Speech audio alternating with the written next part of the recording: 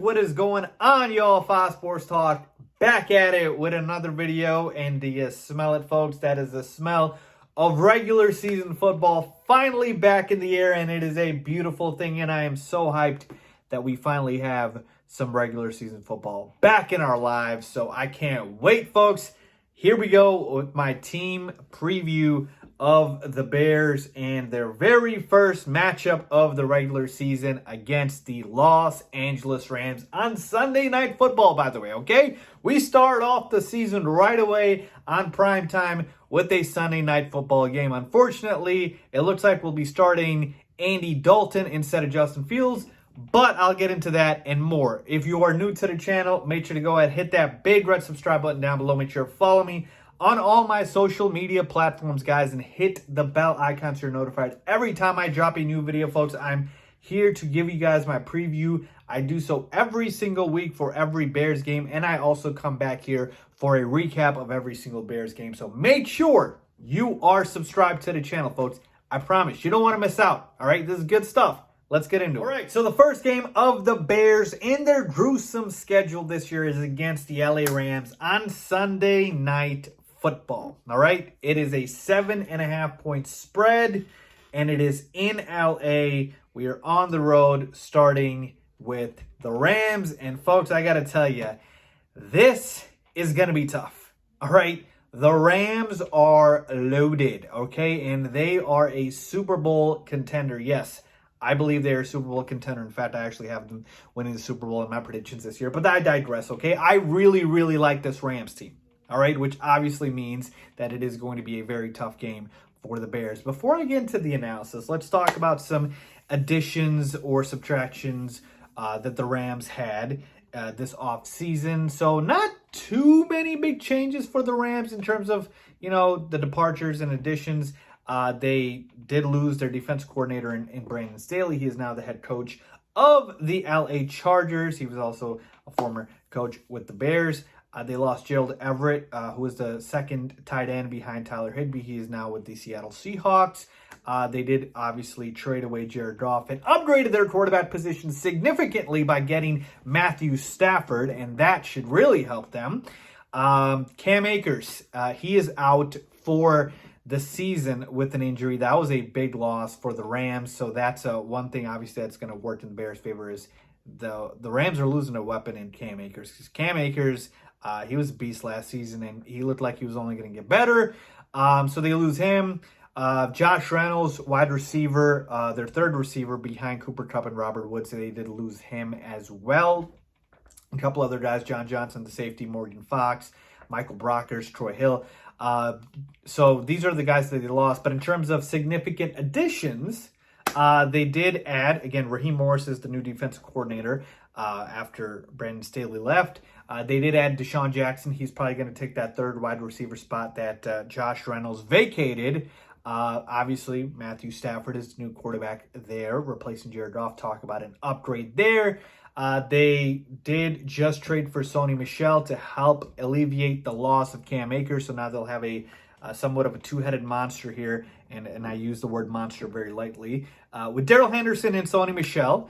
And so that's really the main additions that they've had. There are a couple other guys there, but for the most part, that's what it is. So in terms of the Rams, this is a team that for the most part has stayed the same team, but with a significant upgrade at the quarterback position. Going from Jared Goff to Matt Stafford is a mega leap. I know there's a lot of people that are not Matt Stafford fans because he hasn't done anything in terms of winning in this league. But if there's an organization that gets less out of their players and provides their players with less around them than the Detroit Lions, then tell me what that organization is, because I don't believe you, because the Lions are the worst one. All right? The Lions are the team that makes superstar Hall of Fame players retire early, like Barry Sanders and Calvin Johnson, just because they don't want to play for that poor excuse of a franchise, okay? That's how bad the Lions are. And so Matt Stafford, again, I get it, hasn't done anything in terms of winning in his career, but he was on a franchise like Detroit. He is going to a team like the Rams with a head coach like Sean McVay, with the talent that the Rams have. It is going to be a huge upgrade for them. That is understated. All right, so the Rams are legit. I'm telling you right now, it's a top 5 roster. So when I take a look at the matchup here with the Rams and the Bears, and let's quickly talk about in terms of the Bears and their additions, folks. I mean, for the most part, we all know about the signing of Andy Dalton and then the drafting of Justin Fields. Andy Dalton is going to be the starting quarterback for this game. We all know that. Unfortunately, Matt Nagy is one stubborn coach, and he just, he just won't get off Andy Dalton. I don't know what it is. It's blackmail or something that Andy Dalton has on Matt Nagy, but he won't do it. So in terms of the Bears, again, a lot of the team is similar. The defense is going to suffer a little bit because Danny Trevathan is going to be out for the first 3 weeks of the season, so he will not be playing in this game. And then Tariq Cohen, the running back for the Chicago Bears, he will be out as well. He's out on the PUP list for the first 6 weeks of the season, so a big blow there. But they did add Damian Williams, which should alleviate that pain for the Bears. And then as far as, a couple other positional groups, added a couple of receivers here in Marquise Goodwin, Damiere Byrd. But for the most part, folks, not too many notable changes. Again, at the quarterback position, drafting of Justin Fields was the biggest one. And, of course, their second round offensive lineman Tevin Jenkins is out for multiple weeks. So he won't be playing in this game. So a lot of injury issues already with the Bears, and the season hasn't even started yet.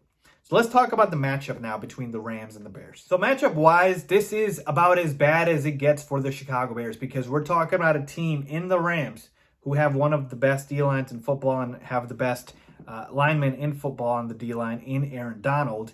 And you're going up against a bottom 5 offensive line. And this could be, right now, the worst offensive line in the NFL in the Bears, just because of what they're dealing with on the injury front. It's been so bad, folks. We've had to go out and get a 39-year-old Jason Peters. And, that's just the state of the affair. So we're talking about pretty much no time for Andy Dalton to be able to sit in the pocket because we know he can't move. That is one of the reasons it would have helped if Justin Fields started this game so he can get outside the pocket and make something happen. But you got the advantage for the Rams on the D-line.